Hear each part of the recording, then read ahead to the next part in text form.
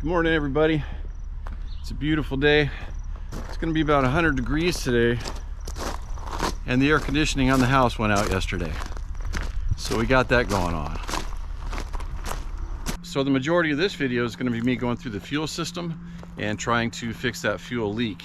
And then if you want to hang around at the end of the video, I've got some extra content there with me going through the other systems on the tractor, just checking fluids and belts and things like that. So let's get right to it. I'll show you what I found with this fuel leak.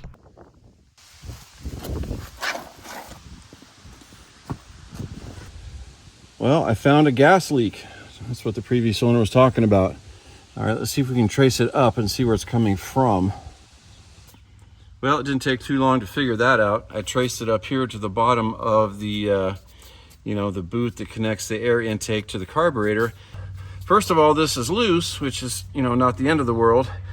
But the only way that there could be gas getting into this and dripping down is it has to be coming from the carburetor, which means the float is adjusted incorrectly, or the needle is sticking, one of the two.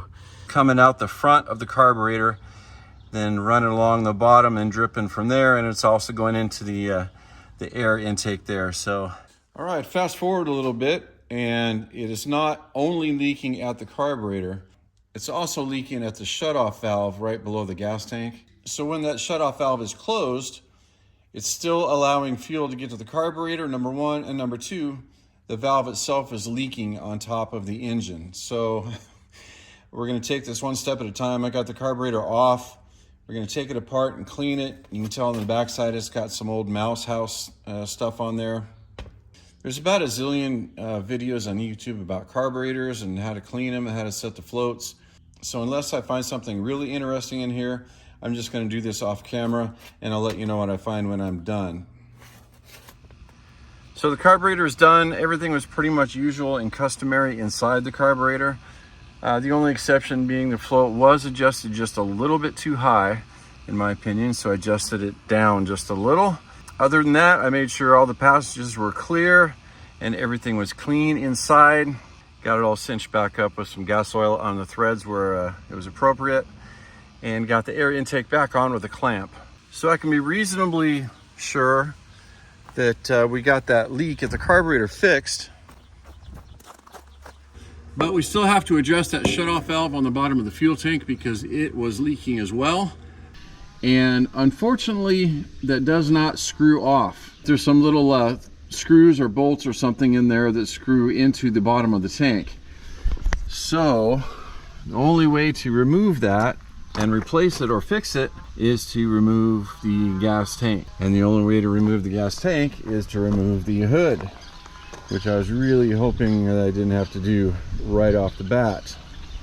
So I believe there's a hood mount on the bottom down there and one on the other side. I don't think we have to remove the grill. I might do that anyway just to get out of the way. This center piece with the gauges can stay, and you unbolt the hood here and here, and I think a couple underneath on both sides, and then the hood can be lifted up and out of the way independent of the center area.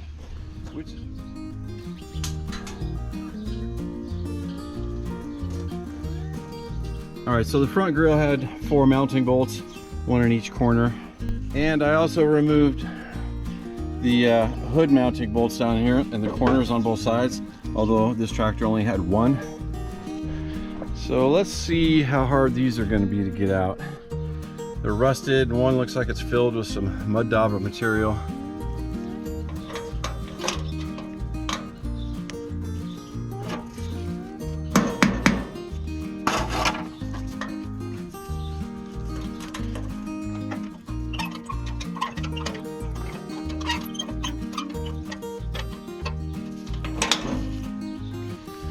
All right, there's one.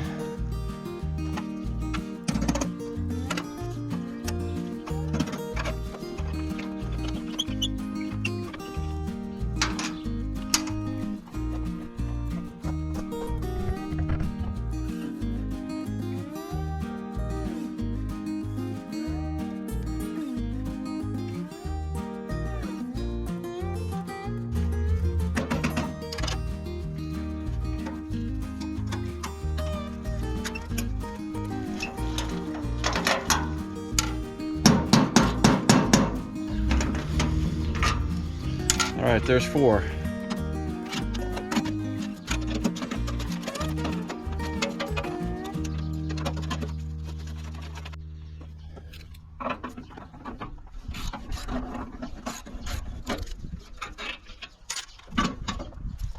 Well, the hood is not coming off yet, and I noticed there's a screw there and a screw there. So let me take those off and see if we get anywhere. Well, I found the problem and try to get a shot of it. Yeah, you can see that, I think. Same thing on this other side, except for there's only one, and one of them is missing. All right, I've got those bolts removed on both sides. Like I said, there was only one on this one, so this was a little bit easier. And yeah, that was kind of a nightmare, actually, reaching my hands up in there. What worked pretty well for these front ones was I got, I don't know how long it is, 10 or 12 inch socket extension with a wobble socket on the end. Luckily, it did not have a nut. It's just, you know, sort of a factory welded nut on the back. So I was able to do that on both sides. Anyway, I think the hood is loose.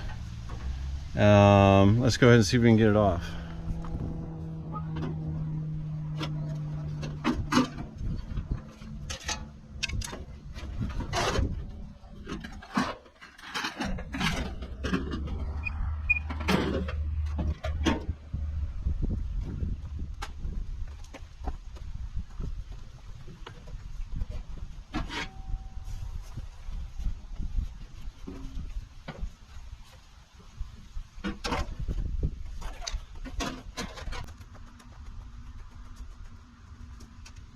And that fuel line fitting right there, as it attaches to the fuel shutoff valve, is very difficult to get to.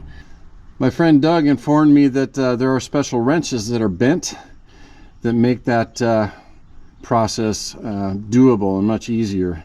So I may fabricate my own wrench to make installation easier, or I also might just install that when the tank is off the tractor and just lower it down if I can. I don't know if that's going to be possible, but we'll give that a try. All right, let's see if I can get this gas tank off now. There's 2 bolts on that side.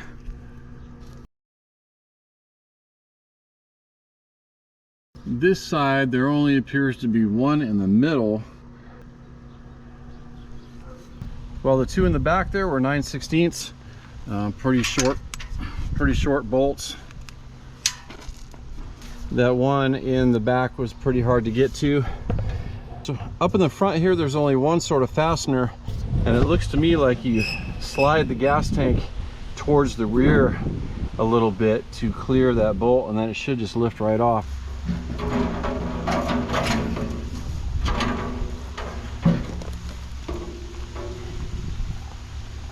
Yeah, that's what I was trying to describe. You just loosen that up, slide the gas tank out from underneath this, and then lift it off. Here's a look at the bottom of the gas tank. This piece here is just a bolt on to the fuel tank. It's just a heat shield for the exhaust. And here's our 2 threaded holes for the rear bolts.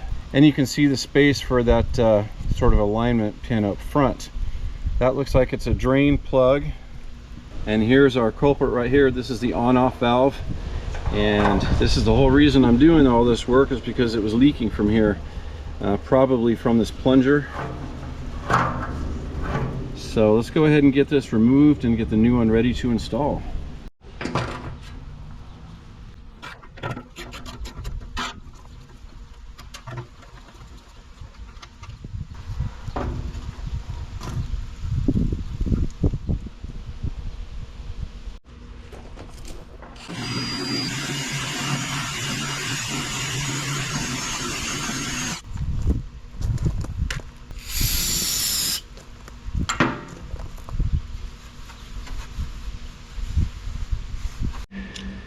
All right, here's the valve itself.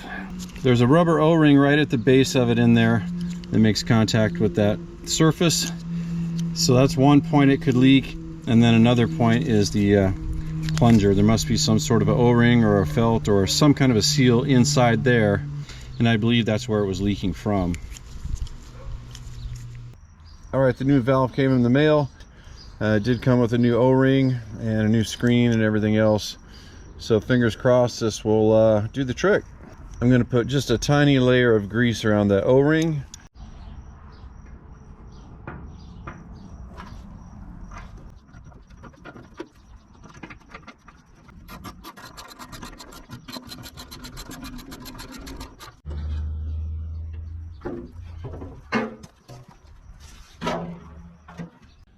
Well, sometimes jobs go easy and sometimes jobs go like this. This fuel leak repair is really putting up a fight here. This is the fuel line in the fitting that connects to the bottom of the gas tank, to the valve that we just replaced. And it's got a little section here of like braided rubber hose, and then it goes through a steel line down to the sediment bowl of the carburetor. Well, you can see that that's no good. I don't want to run a rubber line from the fuel tank to the carburetor because it goes right by the exhaust manifold. So I want to keep a metal line, steel or even copper would be fine. So I've got this cut in half. I'm going to take it to the hardware store, see if I can find some fittings and some line and see if I can build myself a new pipe here. All right, I'm back from the auto parts store, and so we've got the old line here with that rubber piece up top. I'm not going to be able to duplicate that part. So it's all going to be steel. I am going to put a bend in the line, to try to mimic that bend. And I think we'll be just fine. I found this at AutoZone. It had the flared ends and the fittings already on it, and it was the right size, but it's too long. So I can cut it, but then I still want to put a flare in the end. So let's make our bend first, and then we'll cut it. I've had this tool for a while. Don't use it very often, but I think that's what it's for. Let's see, I want to start the bend about there. So I'm going to grab the end. Let's see what that looks like.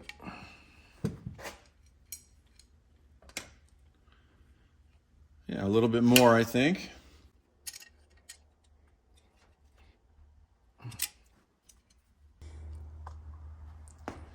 All right, well, I think that looks pretty good. Let's go ahead and get it cut. So this is steel line, this is not copper. You could still use one of these to cut the line and it would be difficult, but you could still make it work. But when you're planning to flare the end of the line, you don't want to use these. You want to use a straight cutoff tool.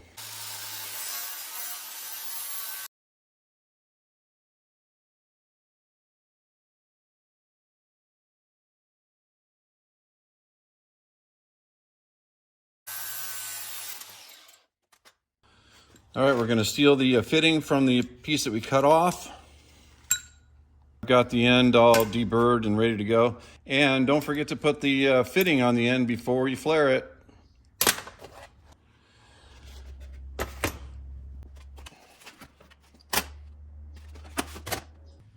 All right, we've got our piece locked into the jaws here in the 5/16. The 5/16 adapter goes in and on top of the tube. And then the clamp goes over the top. That looks pretty good. You want to make sure your little adapter there is straight.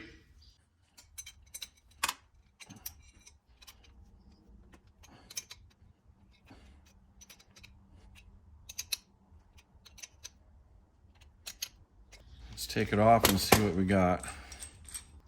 All right, that was step one. We've got it halfway flared. But now we need to make one more flare. And this time we just use the tool itself with a point, and we don't use the adapter for this. The tool will go down there and spread the inside out, and then it will be done at that point.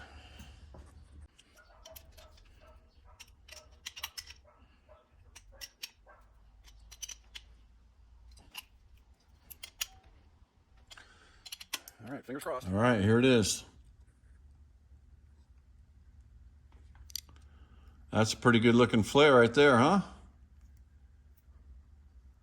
The jaws of the clamp took some of the paint off the end of the line, but I guess that's okay. It's not going to hurt anything. All right, here's the finished product. Let's get it installed. All right, I've got the tank sitting on top of a couple of 4x4s here. And the idea is that I can get my hands up in there easily, get that fuel line on, then drop the tank down all the way.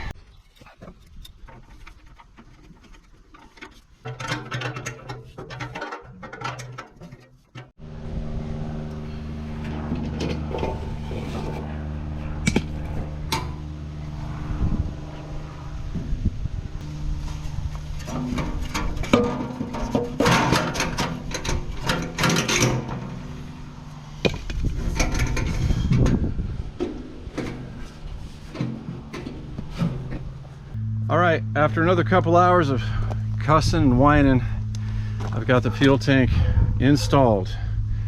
The line is on, sediment bowl is on. We've got 2 gallons in the tank.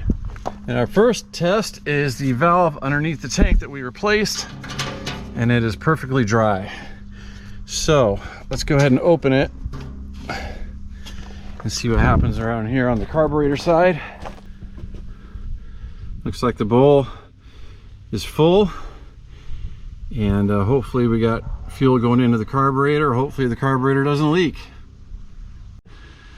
All right, so far so good. It's been a few minutes, we've got no leaks. I'm gonna crack the drain plug on the bottom of the carburetor just to make sure we are getting fuel into the bowl. But that's good. Okay. All right. No leaks at the carburetor, no leaks at the sediment bowl or the fuel line, and no leaks over here on the shutoff valve underneath the tank.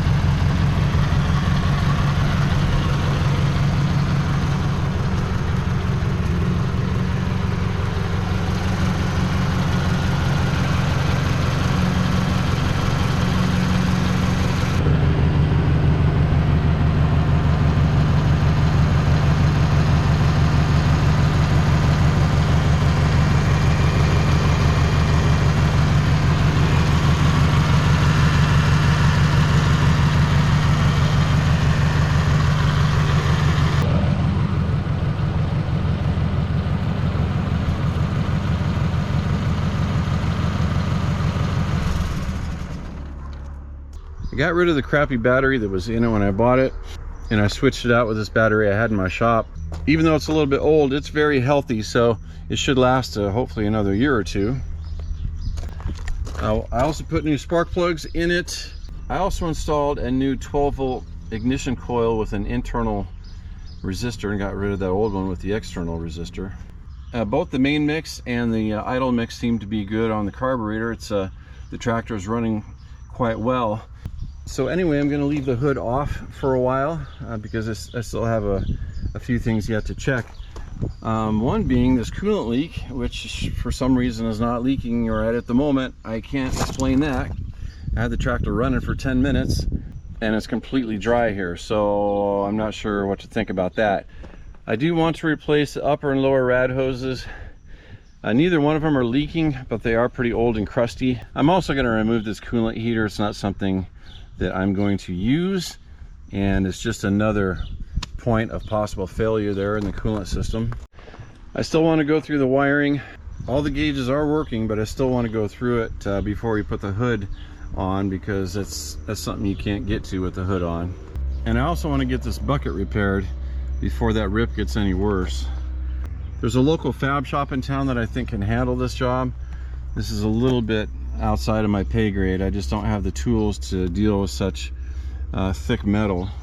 So anyway, we still got a lot of work left to do on this old girl. It's turning out to be a little bit more work than I thought it was going to be, but that's okay. I think we have a good tractor to work with here. The engine seems to be very strong and transmission seems to be good. It's just a lot of little things that still need to be gone through. Thanks everybody for watching as usual. We'll catch you on the next video. Take care, everybody. So here's my little battery station in the back of the shop, and I'll show you this tool that I got a while ago. So pretty much the only reason I use this is to see if the battery is bad or good. And what I mean by bad is that the battery is no longer rechargeable. So this battery did take a full charge. I just removed it from the charger and it's showing 13 volts. Yeah, so the gauge isn't going all the way into the red, but it is going to the line right between the weak and the bad.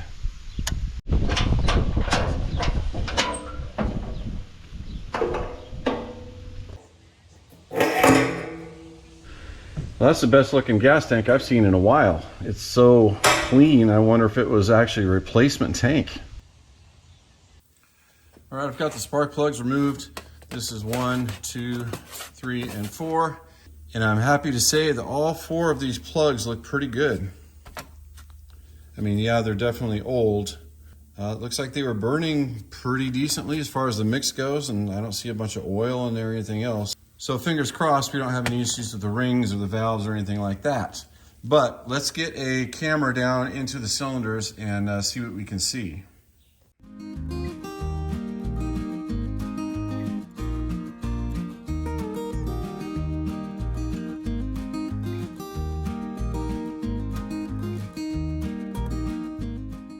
And I know from my initial inspection when I brought this home, back here in the top secret toolbox, there was a pack of spark plugs. So let's go see what these are, see if they're used or new, and see if they might fit this tractor.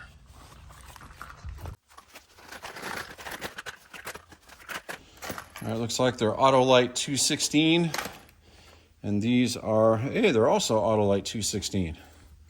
Excellent. Yep, new plugs. Good, let's go ahead and put them in.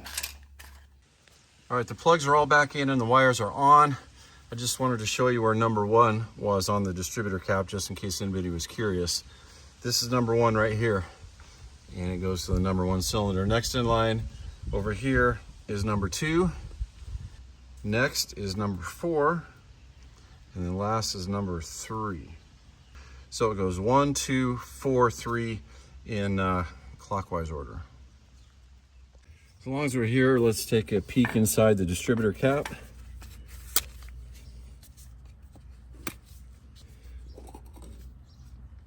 The rotor really looks clean. Yeah, everything looks great in there. So we'll just put it back exactly the way it was.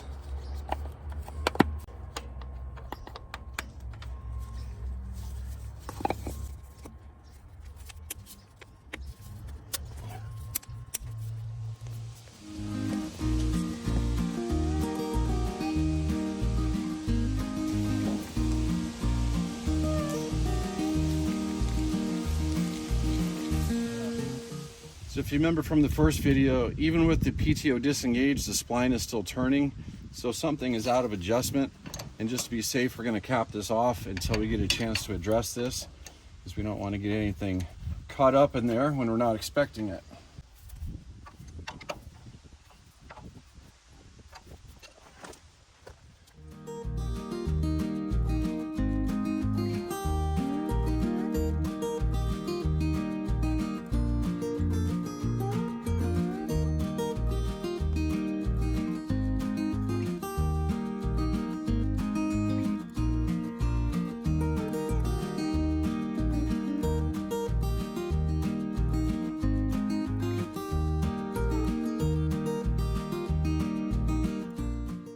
All right, now I just want to have a look inside the power steering reservoir, make sure there's a adequate amount of fluid in there, and if there is a filter, see what condition it's in.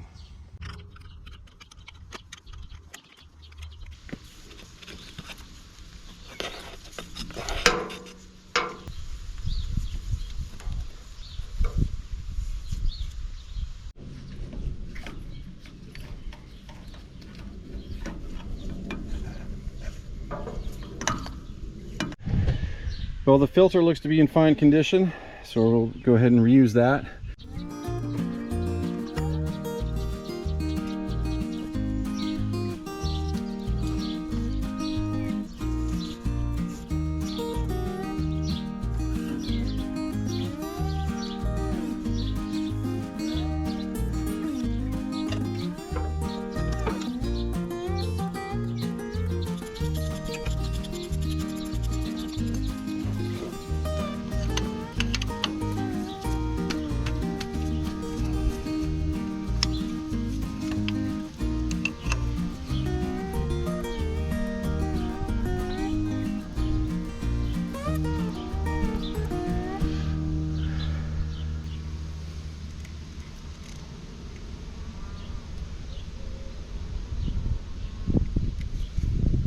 All right, no fluid came out when we removed the plug, but the level is right at the bottom of the plug, which is more or less perfect. So that's good to know, and the oil also looks to be clean.